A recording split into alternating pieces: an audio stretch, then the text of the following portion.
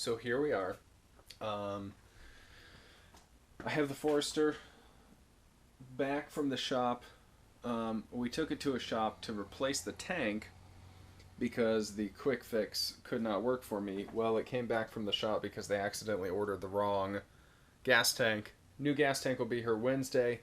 Until then, I am going to go ahead and put in an oil pressure sensor because I feel with the power that I'm making, I need an oil pressure sensor.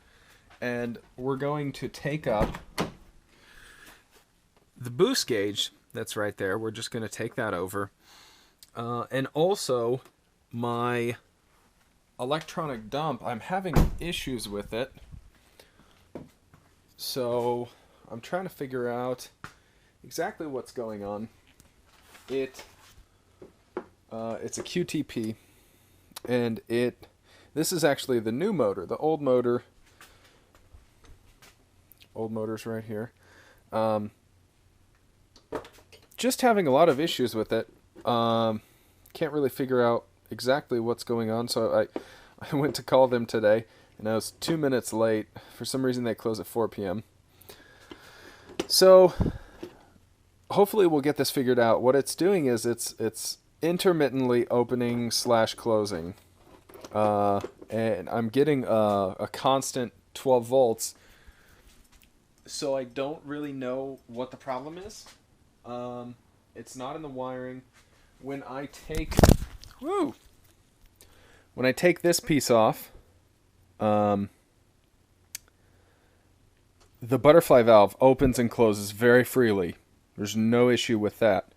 But when I hook it up and I hit the switch, it'll open it to it's a little bit less than half probably, and then just sit there. And then I can close it once, but it won't do anything after that. So, until I can talk with them, I know I need to clean up. I've got way too much going on right now. It's kind of driving me nuts, but I really want to get this on because I went to Subi Fest yesterday, and I seen everyone's cars, and I was just super pumped, and I was a bit bummed that I didn't take this, which was the original plan, but the fuel tank didn't get in, so what can you do? And that is actually, I don't know if you can see that or not. Here, let's open the sunroof. There we go, that's a little bit better. So, the original owner had stripped out maybe it was this one and these two, and it was leaking.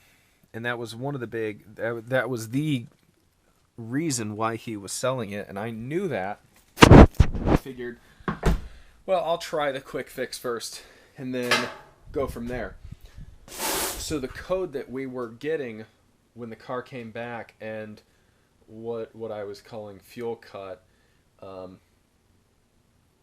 it was more like air sucking rather than fuel cut, because over a little bit of time I figured out if I would keep the gas tank nearly full to where it wouldn't leak, but it was full enough that it would not cause this air sucking. So then I tried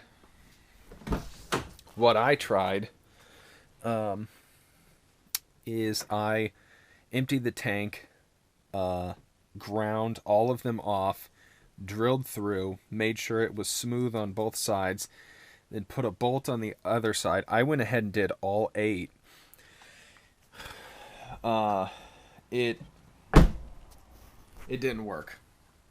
It fixed the air sucking problem even at low, when the fuel tank was low, but I'm still getting a pretty significant leak. So I was like, screw it.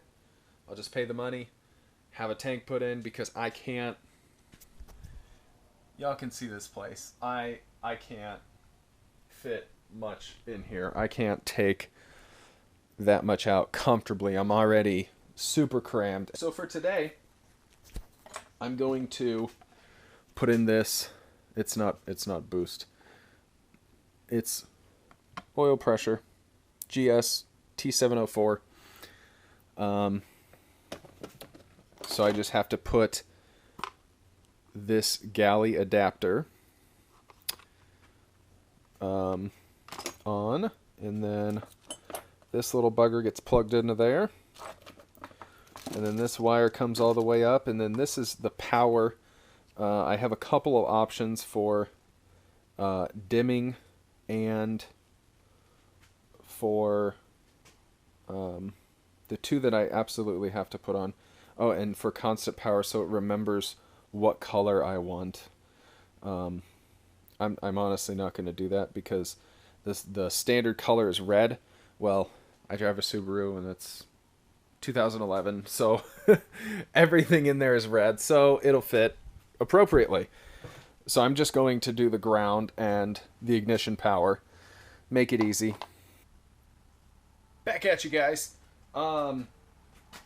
So I used this GSFAOP01, the Subaru Oil Galley Adapter, and in its installation guide it shows that you use the galley plug that's behind the intake. I didn't want to do that because can you guys see it? Ooh, I see that. Look at that.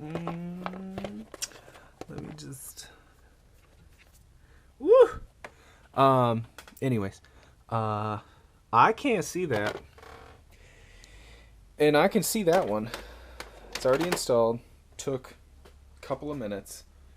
It took the same to get the alternator out. Literally, if you've ever done a Subaru alternator, it takes like 30 seconds. So now comes the fun part of wiring it. It shouldn't be too bad, though. Alright, back. Did a couple things. So, if you can see in there... Also, sorry for the loud engine. If you can see in there, she's a gold bottom, little rubber top. She's in. She's working.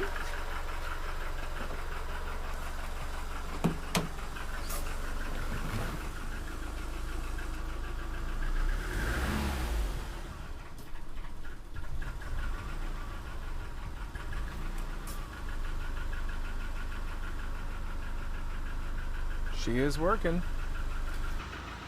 Okay, my GoPro lost memory, so I had to swap out my dash camera SD card with it. So as I was saying, I also did a couple other things for the electronic dump.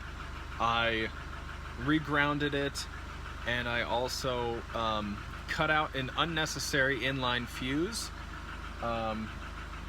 It's also being used for my map DCCD controller for the transmission.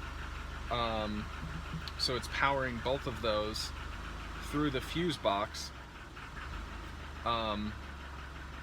And for some reason there was an inline fuse as well.